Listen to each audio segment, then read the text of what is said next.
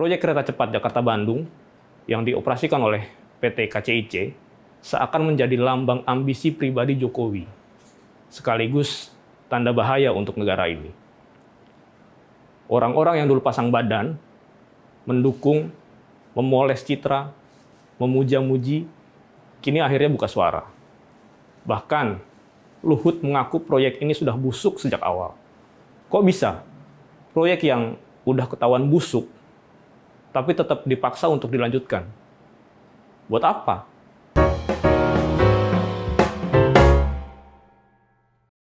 Halo Sobat Media Indonesia, kembali lagi di The Editors. Indonesia punya mimpi besar, atau presiden yang sebelumnya punya mimpi besar.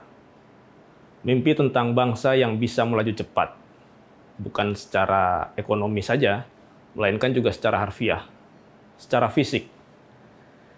Kemudian, kereta cepat yang melesat di antara Jakarta dan Bandung muncul menjadi sebuah jawaban. Sempat dielulukan, dibangga-banggakan. Katanya, Indonesia selangkah lagi menjadi Jepang atau negara-negara maju lainnya. Harapannya seperti itu. Tapi, bagaimana dengan kenyataan sekarang?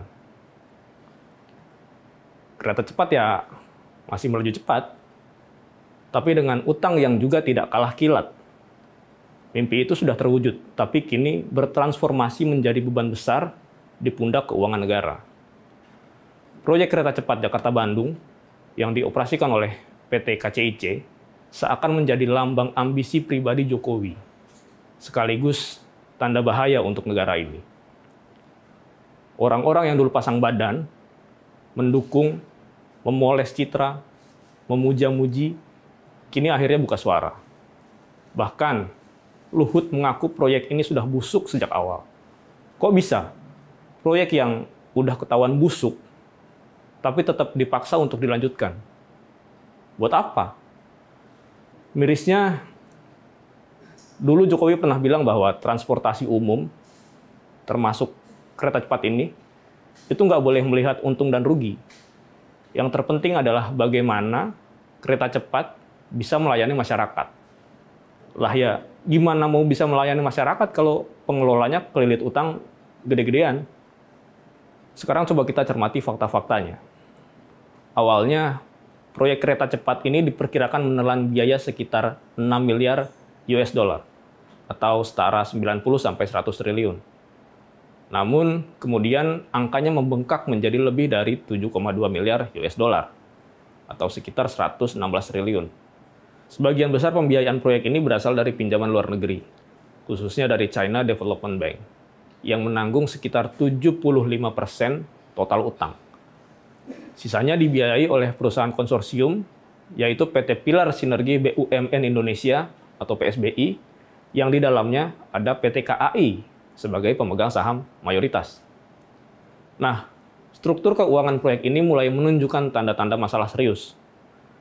PSBI mencatat pada 2024, kerugian dari kereta cepat ini mencapai 4,2 triliun rupiah. Kemudian, di semester 1 tahun ini, kerugian masih berlanjut, bertambah sekitar 1,6 triliun rupiah. Setiap tahun, beban bunga atas pinjaman proyek ini diperkirakan mencapai 2 triliun rupiah. Angka ini hanya untuk membayar bunga utangnya aja. Bunga utangnya aja, belum termasuk pokok pinjaman.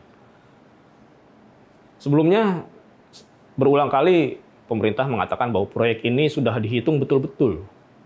Hitung-hitungan penumpangnya, sebagai contoh, target 50.000 sampai 75.000 orang per hari. Kenyataannya, rata-rata penumpang harian itu hanya di kisaran 16.000 sampai 21.000. Nah, KCIC menyebut jumlah penumpang di sepanjang 2024 itu cuma sekitar 6 juta orang. Artinya, misalnya kita hitung, kalau rata-rata harga tiket 300.000 dikalikan 6 juta orang, pemasukan baru sebesar 1,82 triliun. Jumlah pendapatan dalam 1 tahun ini aja nggak cukup buat nutup bayar bunga utang 1 tahun itu sendiri. Dan ya, kita semua udah dengar, pemerintah melalui Menteri Keuangan Purbaya Yudi Sadewa kemarin sudah menegaskan bahwa APBN tidak akan digunakan untuk membayar utang kereta cepat. Nah, kalau pemerintah nggak mau tahu, ya artinya beban semua akan ditanggung oleh perusahaan. Masyarakat Indonesia yang udah terlanjur jatuh cinta dengan KAI, dengan kualitas pelayanan yang terus membaik setelah ditransformasi oleh Ignatius Jonan, pasti nggak akan rela kalau nantinya perusahaan ini bakal jadi tumbal proyek ambisi yang nggak terukur. Kita sekarang berada di titik pertanyaan besar. Apakah ambisi Jokowi telah melampaui kewajaran fiskal? Apakah kecepatan kereta ini tidak sebanding dengan kecepatan kesiapan Indonesia sendiri? Utang yang besar tidak mengenal waktu. Bunga terus berjalan. Cicilan mengintai. Ketika aktivitas di lapangan belum bisa memberikan hasil sesuai dengan harapan, siapa yang akan menutup lubang hutang 100 triliun lebih ini? Negara atau generasi mendatang? Ketika kita bicara soal sektor pendidikan yang masih butuh dana besar, kesehatan yang perlu diperkuat, infrastruktur dasar yang belum merata di seluruh tanah air, dan tiba-tiba ada beban utang sebesar ini menimpa APBN, siapa yang dirugikan? Jelas masyarakat. Ini adalah sebuah peringatan buat kita semua. Pemerintah, DPR, pengelola keuangan negara intinya. Jangan biarkan keinginan besar menjadi jebakan. Jangan biarkan proyek prestis negara menjadi beban bagi generasi yang bahkan sekarang belum lahir. Ini adalah gambaran nyata bagaimana ambisi tanpa strategi berubah menjadi bencana. Kalau kita mau bertanya, sebenarnya untuk siapa kereta cepat ini? Apakah untuk rakyat? Atau untuk citra? Karena ternyata banyak fakta yang baru saja terungkap. Ahli-ahli sejak awal sudah skeptis dengan proyek ini. Pengamat kebijakan publik Agus Pambagio contohnya. Dia bilang kepada Jokowi kalau proyek kereta cepat ini emang nggak visible.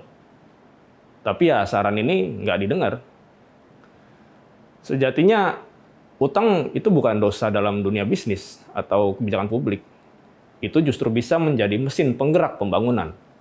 Asalkan dikelola dengan bijak, transparan, dan diarahkan pada proyek-proyek yang memberi manfaat nyata.